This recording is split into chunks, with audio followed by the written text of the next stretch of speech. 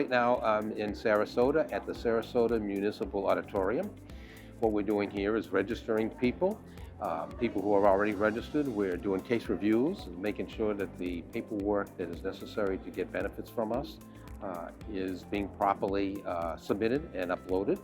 The benefits that people can get can be rental assistance, can be some assistance with home repairs, possibly if their automobile or their main mode of transportation has been damaged or destroyed, they may be able to get assistance for that.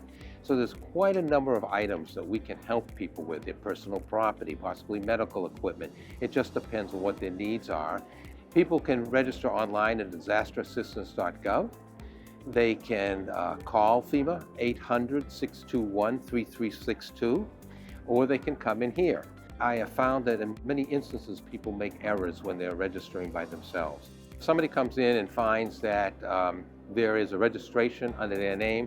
The first thing they should find out is if a family member didn't register them already. If it's a rental unit, then there could be multiple people applying at the same, if there's multiple units. On the other hand, there's a possibility if you didn't register, but there's a registration under your name, that it could be somebody attempting to do fraud. There are actions that we can take to prevent any fraud from happening.